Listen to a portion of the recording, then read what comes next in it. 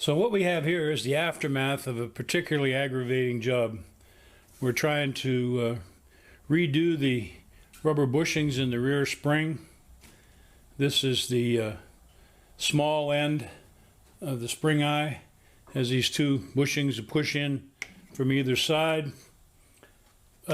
You have this shackle that goes on, and this end of the shackle goes through there. This fiber washer goes up here, like so. And then this shackle hangs, actually kind of goes like that, from another bracket that's mounted on the frame. The part that's aggravating is this pin. Now, to begin with, whoever the genius was that took this apart in the first place didn't take the cotter pins out, just wound the nut right off over the cotter pins, killed the threads on both ends. This end we've been able to salvage with a thread file, drilled the cotter pins out, so it's not too bad. These pins, believe it or not, are $200 a piece, so you certainly want to save them. This pin is made with a notch like so, and this part of the pin goes into the bracket on the frame. It fits in a bushing. This flat goes up against another flat, and that keeps the pin from turning. The part that was particularly aggravating is that this part of the shackle then goes over that pin, rides on there. The part that was aggravating is this washer, spacer, whatever the hell you want to call it, was on this end. And you can see, if you look closely, that this pin has a flat there and a flat there. And ostensibly this washer has a tab on it that locks that washer onto those flats, and because this pin is locked in over here and can't turn, and this washer is locked onto the flats, this keeps this washer from turning, so that all that happens is that the pin turns inside the bushings and the faces don't turn. The problem comes in that this little lug in here somehow over time with wear got boogered up and prevented the washer from sliding off over these threads. So after a lot of manual persuasion of various types, we just decided to cut the thing in half and get it off of there, and we'll have to either buy or make a new one. But it's a royal pain in the butt. We will video the process for the other side so that you can see how it goes. But the key is to preserve this pin at all costs, because they are way too expensive and take more than 5 minutes to make a new one. The washer is no big deal. Once you get this all apart, then it's easy enough to push these bushings out of these arms, get the bushings out of here, and replace them. As I said, this fiber washer that's on here actually goes up here between these two pieces. Put it back on here so we wouldn't lose it. We can clean all this stuff up and paint it. Some people take and put urethane bushings in here. I don't know. For the average person riding around in an old car, these rubber bushings are probably just fine. But this is a particularly pain in the butt job. I did find reference to one article that it says when you go to take this apart, the first thing you don't want to do is twist this washer, because it's on there in a specific place, and if you twist it and get it off the flats, now it's really not going to come off.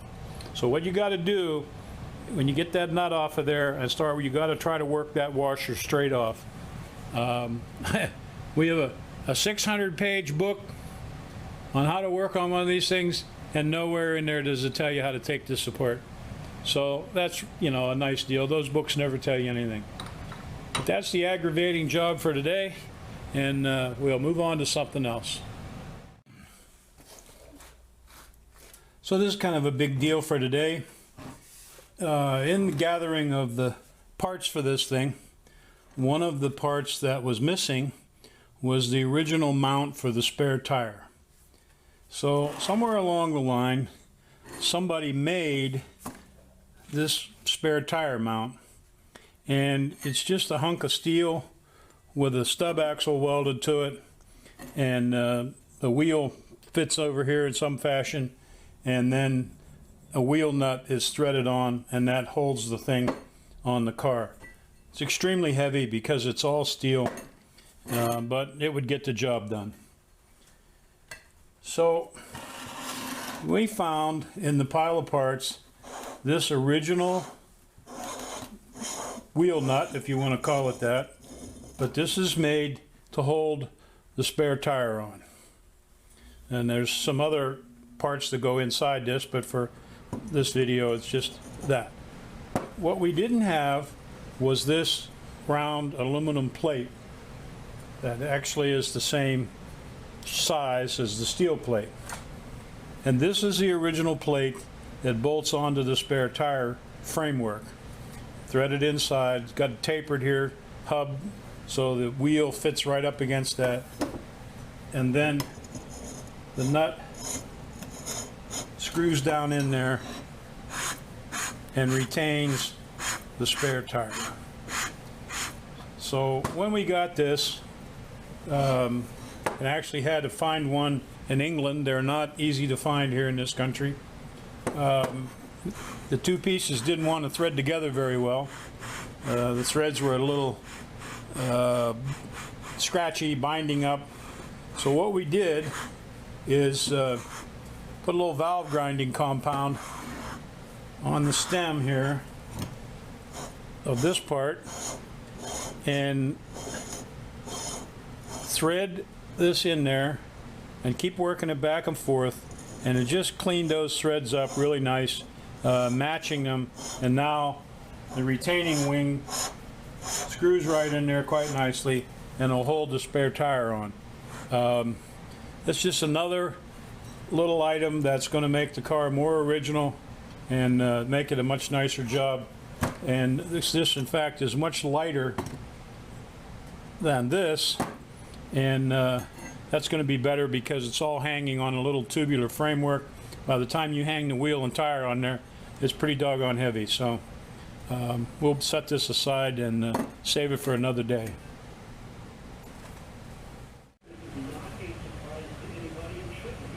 So here we have the spring from the other side. It's actually the left side of the car, and we're going to show you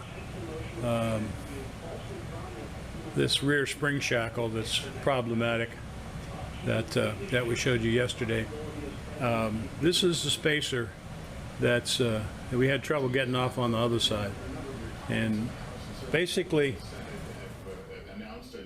what you don't want to do when you're taking this apart is turn this, because this is indexed with a flat here, and then there are two flats on the pin at 90 degrees to this flat, and this washer has some lugs on it that slide over those flats.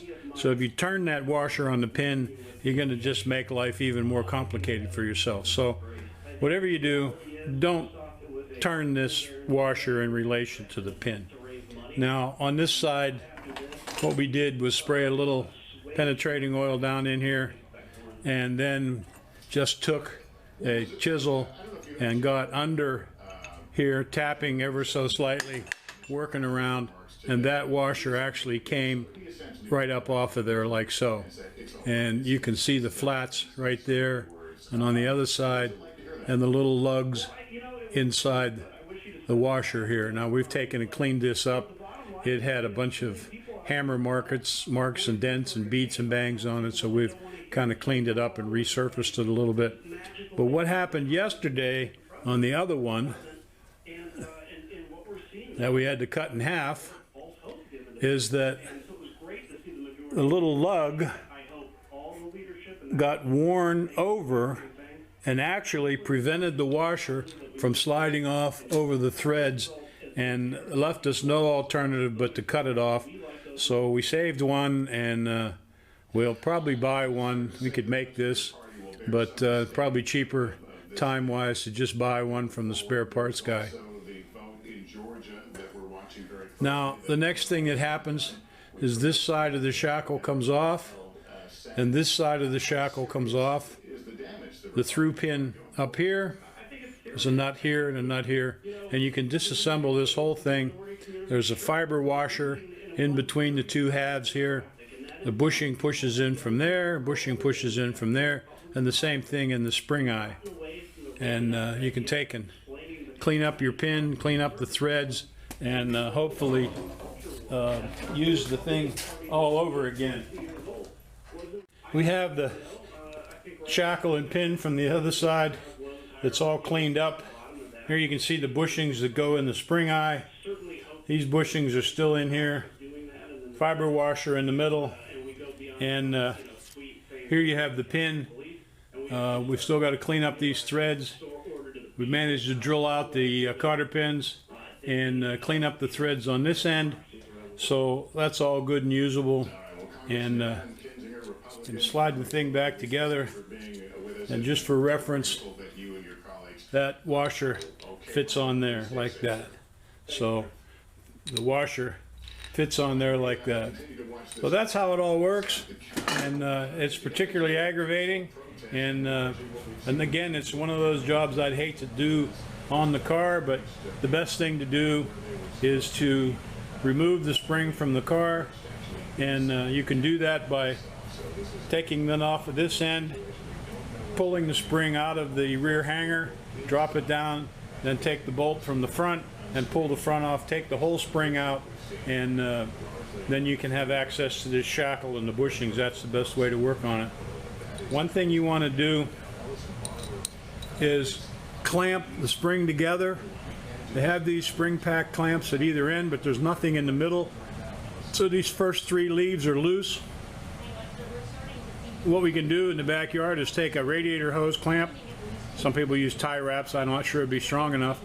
And before you take the spring out of the car, wrap a radiator hose clamp around here, and at the other end, tighten it up real tight. Hold that spring pack together so it doesn't jump all over the place, because there's little pins, little nubs and divots in the middle that line everything up so they're in the right place at the right time. Modern cars, most American cars, have a hole down through the center of the spring leaves, and they run a bolt or a pin down through there to line them all up. But this English nonsense, they have a little bump on one side of the spring and a divot on the other side, and that's how they stack these things up. And it's real easy for that little bump to jump out of the divot, and the first thing you know, your spring's all cockeyed. So important to clamp this all together. Once you get it clamped together, draw a line, paint mark something across there, and that way you'd be able to tell if one of the leaves moved while you had it apart. So that's the deal for today.